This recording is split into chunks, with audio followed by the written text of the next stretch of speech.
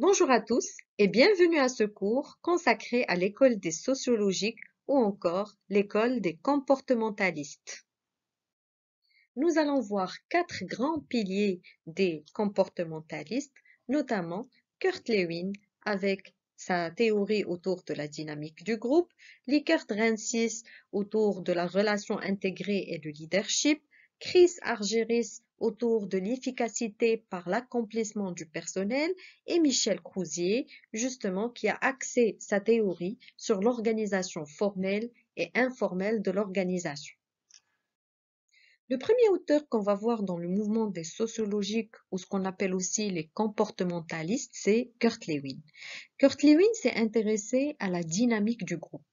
Pour lui, il est plus aisé de faire évoluer un groupe qu'une personne isolée, d'où les premiers principes de la synergie.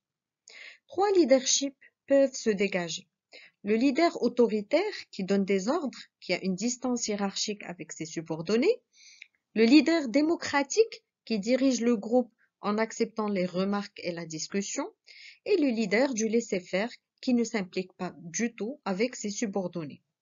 Pour Kurt Lewin, il est plus opportun d'être dans un leadership qui soit démocratique, puisque pour lui, parmi les résultats de ce leadership, c'est qu'on peut avoir la participation au travail dans le cadre d'un management participatif et la production qualitative et optimale. Contrairement à un leadership autoritaire où justement on peut avoir des réactions qui soient agressives, une rébellion au sein du travail ou encore une apathie. Pour le laisser faire, justement, Kurt Lewin ne favorise pas du tout ce type de leader qui, pour lui, il ne réussit ni dans l'exécution ni dans la satisfaction au travail. Le deuxième auteur dans les comportementalistes, c'est Likert Rensis. Il a travaillé sur la relation intégrée et le leadership. Pour lui, le travail de groupe permettrait d'améliorer les relations interpersonnelles. Cela veut dire qu'on peut créer des affinités entre les personnes qui peuvent mener à des résultats qui sont encore meilleurs. Rensis aussi a travaillé sur les styles de leader. Tout comme Kurt Lewin, il a ressorti en premier lieu le style autoritaire. Pour lui, le style autoritaire, le pouvoir est centralisé et il y a un ensemble de règles et de modes de contrôle qui sont mis en place. Maintenant, pour le style démocratique, il a distingué deux styles démocratiques, le style consultatif et le style participatif. Le style consultatif, où justement le personnel donne son avis, mais ne participe pas à la prise de décision. Il est uniquement consulté. Le style participatif, c'est que chacun participe à la prise de décision.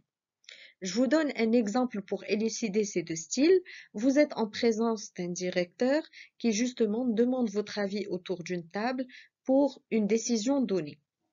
S'il demande votre avis et il revient à son bureau pour se décider lui-même, il est dans le style consultatif.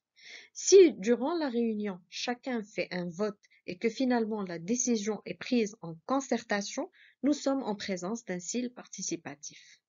Toutefois, Likert Rensis n'a pas travaillé sur le style du laisser-faire. Tout simplement, pour lui, ce style ne correspond à aucun leadership. Pour Chris Argyris, l'efficacité de l'organisation ne peut se réaliser que par l'accomplissement du personnel. Ainsi, pour lui, une organisation efficace est apte à intégrer les mutations et l'apprentissage organisationnel. Ça veut dire qu'elle développe une mémoire vis-à-vis des différentes situations.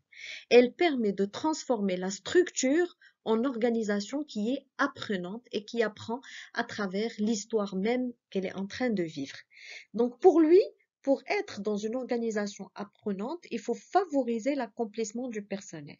Et cet accomplissement se réalise par l'élargissement des tâches qui consiste à prendre part aux décisions et à la conception même du travail. Devant cette euphorie des comportementalistes qui finalement ils ont recentré tout l'intérêt autour de l'homme et de ses besoins, Michel Crozier nous réveille à travers l'organisation formelle et informelle.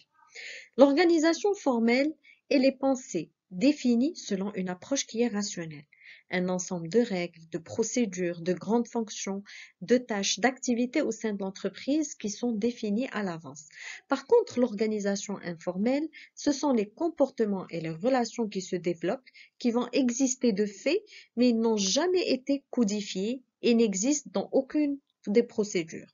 Pour lui, ces deux types d'organisation, ils se superposent et aussi ils créent des comportements qui sont conformes, mais aussi des fois des comportements inattendus. Donc, pour lui, les règles formelles ne sont pas en mesure de toujours tout planifier. Leur absence ou leur contradiction, ils produisent des zones d'incertitude qui donnent du pouvoir aux personnes qui les intègrent, d'où son initiation à la gestion des conflits au sein des groupes. Bien que l'école des relations humaines a redonné à l'homme justement son pouvoir, nous pouvons dire qu'elle a montré ses limites. Les relations humaines et la gestion des ressources humaines, c'est une condition nécessaire mais non suffisante à l'augmentation de la productivité et la survie et la performance de l'entreprise. C'est ainsi qu'on peut dire que la suite naturelle, elle vient avec l'école des néoclassiques qui ont justement essayé d'étudier les centres des profits et l'atteinte des objectifs. Je vous remercie pour votre suivi et à très bientôt, j'espère. Au revoir.